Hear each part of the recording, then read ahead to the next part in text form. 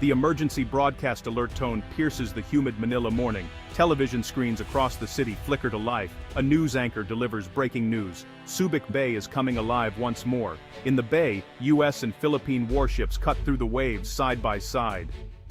U.S. Marines disembark, greeted by their Philippine counterparts. History echoing on familiar sands. The gates of the old American base swing open, trucks hauling in new equipment and materials. The air is thick with salt, diesel, and anticipation. This is not a drill. It's a new era. Washington and Manila announce in a joint press conference the reactivation of Subic Bay's key facilities. This isn't a return to permanent U.S. bases, but a flexible partnership for modern challenges. The message is clear: the U.S. and Philippines are united in the face of regional threats. For Olongapo City, it's a moment of nostalgia and hope. Economic opportunity, but with a new focus on sovereignty and shared defense. The goal is not to recreate the past, but to build a future of mutual security. As the sun sets, warships cast long shadows over the bay. Subic Bay's giant is awake, and the world is watching. A new chapter begins, one that will shape the region's future. The partnership is about more than military might. It's about securing the nation's place in the world. The people of the Philippines stand at the crossroads of history. The stakes have never been higher.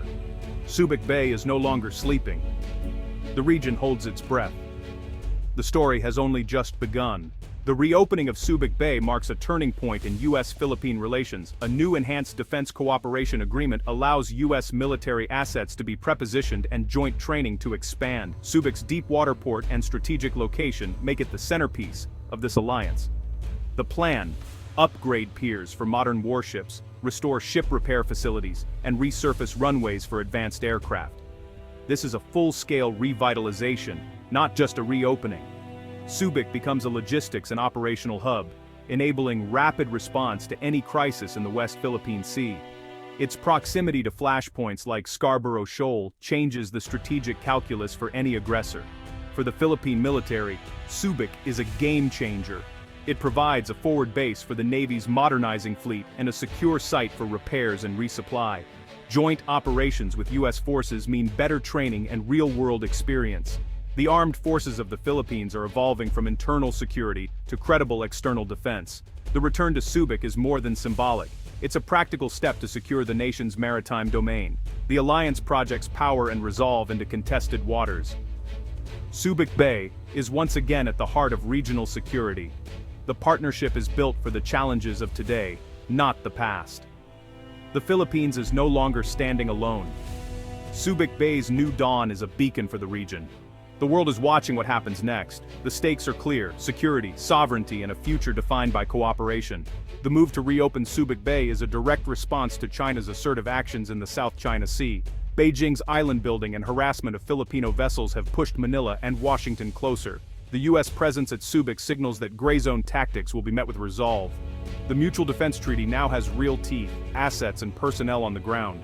Integrated deterrence is the strategy: diplomatic, economic, and military tools working together. Subic complicates China's planning. Any aggression risks a rapid, joint response. The goal is not escalation, but credible deterrence. This move reassures Southeast Asian neighbors facing similar pressures. A strong U.S.-Philippine partnership could become a model for regional security. Smaller nations, backed by powerful allies, can stand up to coercion.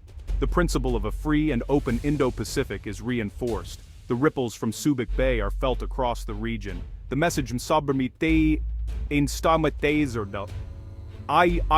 sovereignty will be defended. The balance of power is shifting. Subic Bay is now a front line in the contest for the region's future. Subic Bay's shipyard is reborn, buzzing with new investment and activity. Hyundai Heavy Industries and U.S. partners are transforming it into a state-of-the-art naval and commercial shipbuilding hub.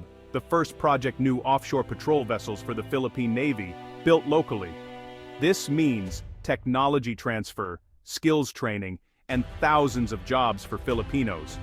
The Philippines gains the ability to build and maintain its own naval assets, crucial for self-sufficiency. The shipyard also serves as a maintenance and repair facility for both U.S. and Philippine fleets. This keeps ships on station longer and ensures readiness. The dual-use model, commercial and military, creates a sustainable ecosystem. Profits drive investment, but national security is the ultimate beneficiary. Commercial tankers and container ships sustain the workforce, while naval vessels strengthen defense. This synergy is what makes the new Subic powerful. Economic growth and security go hand in hand. The shipyard is a smart, forward-thinking investment.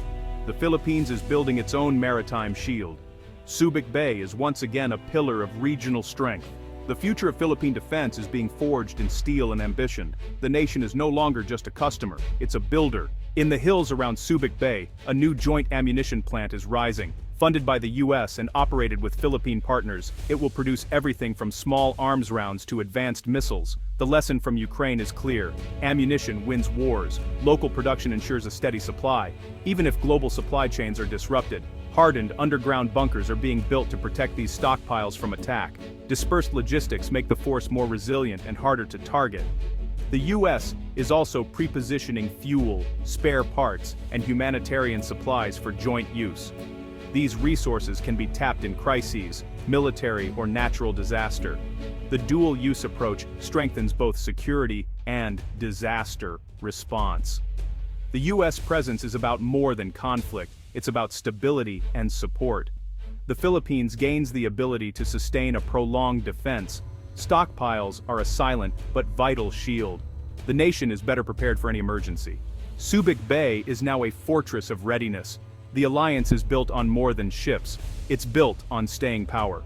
The future will be decided by those who are ready. Subic Bay is the hub of a growing network of upgraded bases across the Philippines. US-funded improvements at sites like Basa Air Base and Cagayan North International Airport expand air and naval reach. New runways, hangars and radar systems enable rapid deployment and monitoring of key choke points like the Luzon Strait.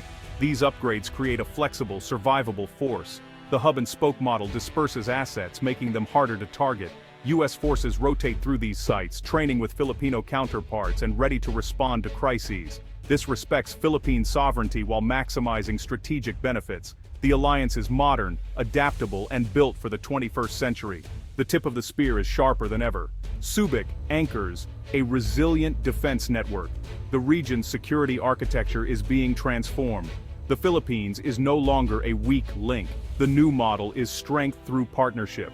The strategy reaches the farthest islands of the West Philippine Sea. Civilian communities on islands like Pagasa are being developed with dual-use infrastructure, seaports, expanded runways, and radar stations. These outposts serve as unsinkable aircraft carriers, strengthening legal claims and providing vital surveillance.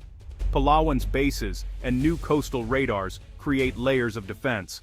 Real-time information sharing with US command centers ensures coordinated action. The defense in-depth strategy gives the AFP multiple options and fallback positions. Even if forward outposts are pressured, the core defense remains strong. The Philippines is turning geography into a strategic asset. The islands are no longer isolated, they're integral to national security.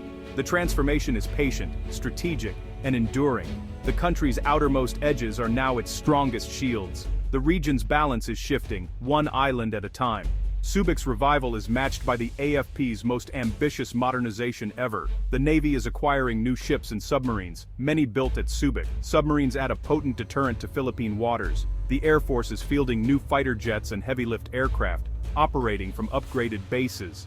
Joint US-Philippine exercises are now larger and more complex, including live-fire drills in contested waters. Realistic training builds trust and interoperability for real-world crises. New coastal defense systems, like BrahMos missiles, create a no-sail zone for hostile fleets.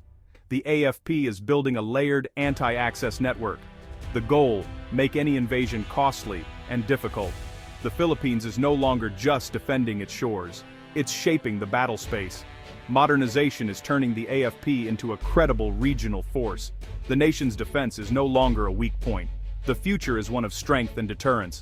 Subic Bay's reopening signals a new era in the Indo-Pacific. This is not a return to the past, but a flexible alliance for today's challenges. The US-Philippine partnership stands as a bulwark against coercion. Economic growth and security now go hand in hand. Investments in Subic create jobs, technology, and opportunity. A stronger Philippines is a more effective partner for the US and a magnet for investment. The alliance is a cornerstone of regional stability. The goal is peace, not confrontation. Subic Bay is a symbol of shared resolve and a secure future. The tides are shifting, and the Philippines stands ready, shoulder to shoulder with its allies.